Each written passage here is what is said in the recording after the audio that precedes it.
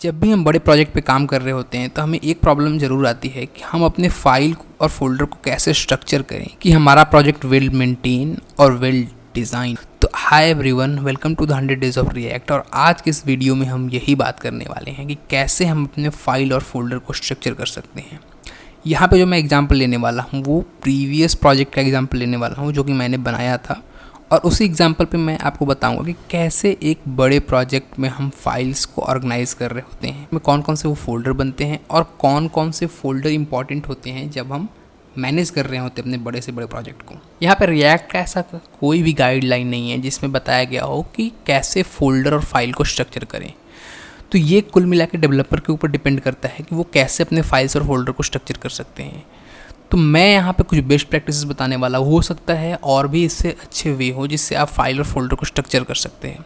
लेकिन मैंने जितने भी अभी तक आर्टिकल्स पढ़े हैं या इंडस्ट्री में काम किया है और लोगों को देखा है, उसके भी यहाँ पे मैं बताने वाला हूँ कि कैसे अपने फाइल और फोल्डर को स्ट्रक्चर कर सकते हैं।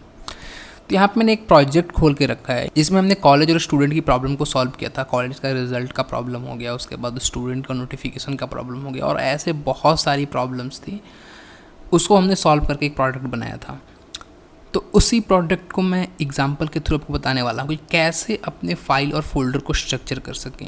हालांकि ये बहुत बड़े प्रोजेक्ट नहीं है, मिड साइज का प्रोजेक्ट है, लेकिन इससे भी आपको आइडिया मिल सकता है कि कैसे हम अपने फाइल और फोल्डर को स्ट्रक्चर कर सकते हैं। सबसे पहले अगर मैं बात करूँ कि जो रिएक्ट हमें प्रोवाइड कर रहा होता है वो है पब्लिक फोल्डर, सोर्स फोल्डर और ये कुछ फाइल्स। तो जब हमें एक बेसिक फोल्डर स्ट्रक्चर मिल रहा होता है तो उसके बाद हम चीज़ों को बनाना स्टार्ट करते हैं, यानी हम अपने फाइल्स को ऑर्गेनाइज करते हैं। और जब मल्टीपल डेवलपर्स काम कर रहे होते हैं तो वेल ऑर्गेनाइज्ड फाइल होना बहुत इंपॉर्टेंट है, जिससे सारे डेवलपर एक साथ एसोसिएट कर सकें और अपना काम कर सकें। यहाँ पे आप नोटिस कर सकते हैं कि मैंने एक तरीके का फोल्डर स्ट्रक्चर को डिज़ाइन किया है। हमारा प्रोजेक्ट के दो सेक्शंस थे।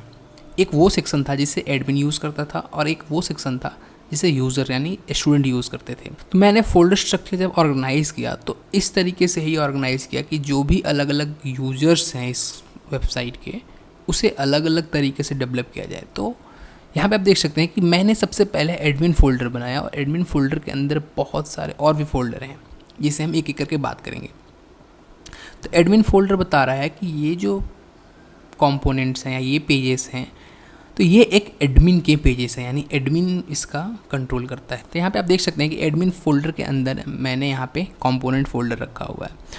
और अगर मैं कंपोनेंट फोल्डर को एक्सपेंड करूँ तो यहाँ पे बहुत सारे और भी फोल्डर्स बने हुए हैं।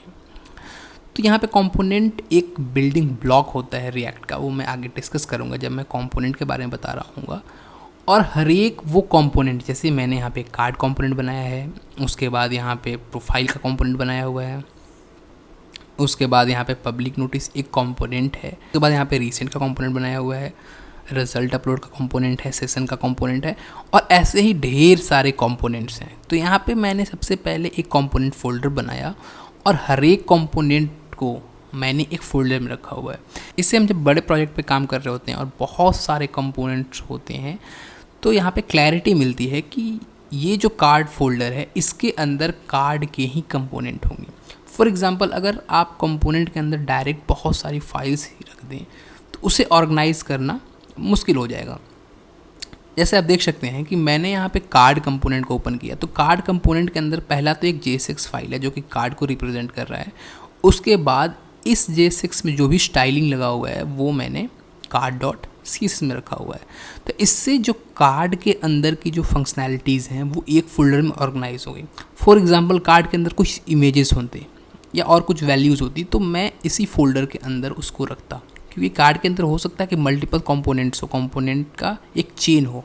तो उस तरीके का जब हम मैनेजमेंट कर रहे होते हैं, यानी एक कंपोनेंट के भी मल्टीपल पार्ट्स हैं, तो उस तरीके की कंपोनेंट को हम एक फ़ोल्डर बनाते हैं और उसमें चीज़ों को रख देते हैं। दूसरे प्रोग्रामर देख रहे होते हैं इस प्रोजेक्ट को तो उसे आइडेंटिफिकेशन के लिए बहुत ही आसान हो जाता है, और उन्हें समझ आ जाता है कि अगर ये कार्ड है और कार्ड के अंदर यहाँ पे वो कार्ड के ही कंपोनेंट होंगे, कार्ड के ही स्टाइल होंगे और कार्ड के ही जो भी एसेट्स होंगे उसमें।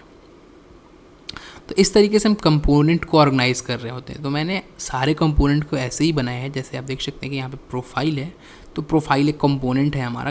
प्रोफाइल कंपोनेंट के अंदर मैंने यहाँ पे उसका CSS लिखा हुआ है।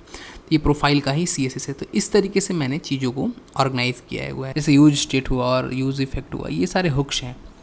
तो हमें कस्टम हुक्स बनाने की ज़रूरत पड़ती है कई बार। तो उस केस में हम फोल्डर्स बनाते हैं सबसे पहले, और उसके अंदर हम अपने हुक्स को रख रहे होते हैं। अगर आपका प्रोजेक्ट ऐसा है जिसमें आपको कस्टम हुक बनाने की ज़रूरत पड़ती है, तो उस केस में आप फोल्डर को क्रिएट कर सकते हैं, उसके अंदर मल्टीपल्स हुक्स के फाइल्स रख सकते हैं।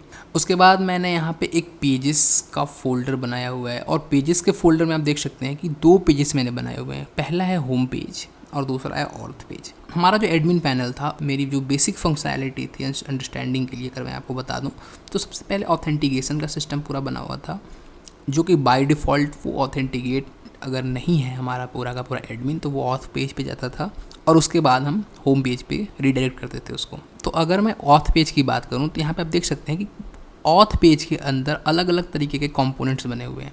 जैसे है एडमिन रजिस्टर, इससे क्लियर हो रहा है कि ऑथेंटिकेशन का पार्ट है ये एडमिन रजिस्टर, यानी कोई भी यूज़र्स एडमिन रजिस्टर करना चाहता है अपने आप को, तो ये ऑथ का पार्ट है। तो यानी /auth/admin रजिस्टर अगर लिख दें, तो वो ऑथेंटिकेशन का क्योंकि पार्ट है रजिस्ट्रेशन, तो यहाँ पे हमें देखने को मिल जाता है।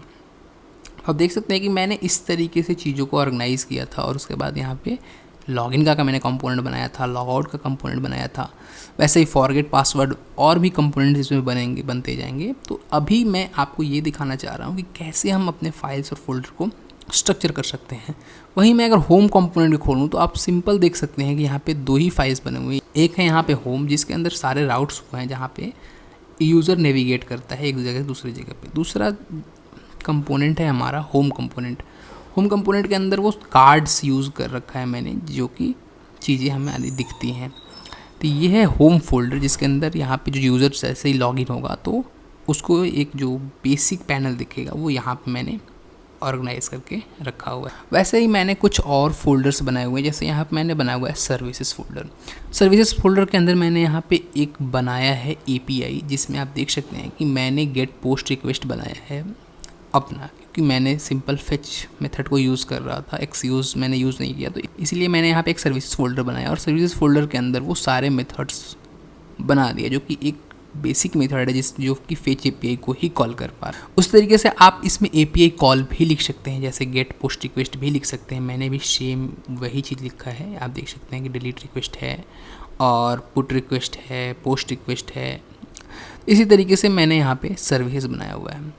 अब मैं अगर बात करूँ यूज़र्स का, तो यूज़र्स के लिए भी मैंने सेम तरीके का डिज़ाइन पैटर्न फॉलो किया है। उसके लिए भी मैंने कंपोनेंट बनाया है। तो कंपोनेंट के अंदर campus, contacts, courses, faculties, footer, header, जो भी अलग अलग पार्ट्स हैं यूज़र को, जो कि दिखता है यूज़र के फ़ोन या लैपटॉप पे, वो चीज़ें मैंने ऑर्गेनाइज़ की हुई हैं अलग अलग फोल्डर में। तो आप देख सकते हैं कि अगर मैं कैंपस को खोलूँ, तो कैंपस का ये JSX फाइल बना हुआ है, उसका CSS बना हुआ है। तो इसी तरीके से मैंने सारे वो कंपोनेंट को ऑर्गेनाइज करके रखा हुआ है। तो यहाँ पे यूज़र्स एक पूरा का पूरा सेक्शन है, और उस सेक्शन के अंदर जो कि यूज़र यूज़ करने वाला है, उस सेक्शन के अंदर मैंने यहाँ पे सर्विसेज लिखा हुआ है। और उस सर्विसेज के अंदर मैंने यहाँ पे आप देख सकते हो कि 2 तरीके के और फोल्डर्स बनाए हुए हैं। तो इस तरीके के फोल्डर स्ट्रक्चर हम इसलिए यूज़ कर रहे होते हैं कि अलग अलग तरीके का जो API कॉल होता है, उसको भी हम ऑर्गेनाइज कर पाएँ, ताकि जो और भी डेवलपर हो या और भी लोग जो इस पे काम कर रहे हो, उसको उनको क्लियर अंडरस्टैंडिंग हो कि ऑथ API में ऑथेंटिकेशन से रिलेटेड सर्विसेज ही लिखी होंगी। तो अगर यहाँ पे मैं जैसे कि लिखा है फाइल का नाम login.api.js, तो आप login.js भी लिखें, तो इससे भी आइडेंटिफाई होता है कि ऑथ API के अंदर login.js फाइल है। इसका पर्पस है कि आप लॉगिन करना चाहते हो अपने एप्लीकेशन में, उसी के लिए API कॉल लिखे हुए हैं। तो इसे वैसे ही आप देख सकते हो कि यहाँ पे अलग अलग तरीके की API कॉल मैंने लिखा हुआ है। तो मैंने यहाँ पर एक और फोल्डर बनाया हुआ है जिसका नाम है यूटिल का मतलब होता है यूटिलिटी। तो ऐसे कुछ फाइल्स बनते हैं जो कि मल्टीपल कंपोनेंट्स पे यूज़ हो रहे होंगे, या फिर मल्टीपल सेक्शंस पे यूज़ हो रहे होंगे। जैसे हमारे केस में यूज़र और एडमिन, ये दोनों सेक्शंस पे अगर कुछ ऐसे फाइल्स यूज़ हो रहे होंगे, तो उस तरीके के फाइल्स को हम यूटिलिटीज़ में रखेंगे। या कुछ ऐसे फंक्शंस जो कि बहुत ही कॉमन फंक्शंस होंगे, जैसे डेट का कन्वर्जन के लिए कुछ फंक्शंस बन रहा होगा, या कुछ ऐसे बेसिक फंक्शन जो कि कहीं पे भी यूज़ हो सकता है, यानी किसी भी कंपोनेंट में हो सकता है। तो उस तरीके के फंक्शंस को हम यूटिलिटी में रखते हैं, ताकि वो यूटिलिटी का काम करती है, और उसके थ्रू हम एक तरीके के डेटा को कैलकुलेट कर रहे होते हैं और चीज़ों को आइडेंटिफिकेशन के लिए रख रहे होते हैं। तो जब भी हम रिएक्ट का प्रोजेक्ट बना रहे होते हैं, कंपोनेंट बना रहे होते हैं, तो कंपोनेंट क्रिएट करने के बाद उसका टेस्ट केसेस लिखना बहुत इंपॉर्टेंट है। तो फिलहाल के इस प्रोजेक्ट में मैंने अभी कोई टेस्ट केसेस नहीं लिखे हैं, लेकिन अगर मैं टेस्ट केसेस जब भी लिखूंगा तो इसी फोल्डर में उसको रखूँगा। फॉर एग्जांपल मैंने यहाँ पे एक फ़ाइल बनाया हुआ है टेस्ट के यूज़र अकाउंट टेस्ट.js। तो जब भी आप टेस्ट केसेस लिखते हैं किसी भी कंपोनेंट का, तो उसको आप इस तरीके के फाइल्स और फोल्डर में स्ट्रक्चर कर रहे होते हैं। तो मैंने यहाँ पे अंडरस्कोर टेस्ट लिखा हुआ है, उसके बाद मैंने बनाया हुआ है एक फ़ाइल जिसके अंदर मैं आगे टेस्ट केसेस लिखूँगा। ये होता है ग्लोबल टेस्ट केसेस, यानी अगर कुछ ऐसे टेस्ट केसेस लिखने हैं जो कि एडमिन के लिए भी हो, यूज़र के लिए भी हो, यानी ग्लोबल लेवल पे कंपोनेंट पे टेस्ट करना है, तो हम इस तरीके के फाइल्स और फोल्डर्स में ऑर्गेनाइज कर रहे होते हैं चीज़ों को।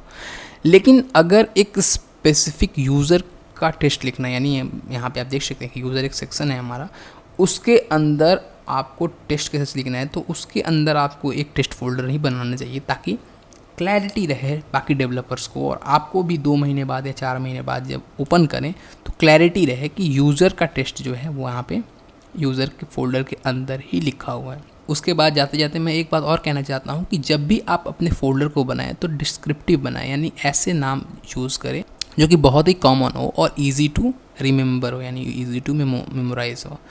इससे होता क्या है कि हम कन्फ्यूज़न नहीं होता। जैसे मैंने यहाँ पे रखा है सर्विस, एसिड, एडमिन, यूज़र्स, इस तरीके के जो मैंने फोल्डर्स रख रखा है, इससे फोल्डर के नाम से क्लियर पता चलता है कि इस फोल्डर के अंदर इस सेक्शन या इस पर्टिकुलर ग्रुप के फाइल्स ही रखे होंगे।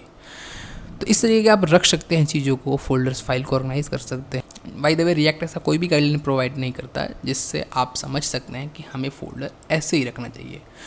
तो आपका अपना चॉइस है, आप जैसे फोल्डर रखना चाहे वैसे भी रख सकते हैं। और अगर आप चाहे कि बेटर ऑर्गेनाइजेशन हो हमारे फाइल का और बेटर रिजल्ट मिले, तो आप इस तरीके से ऑर्गेनाइज करके रख सकते हैं चीज़ों को। फिलहाल के लिए वीडियो में इतना ही। आगे और भी इंटरेस्टिंग और कॉन्सेप्चुअल रिएक्ट की वीडियो देखने के लिए इस चैनल को जरूर सब्सक्राइब कीजिए। Thank you for watching this video.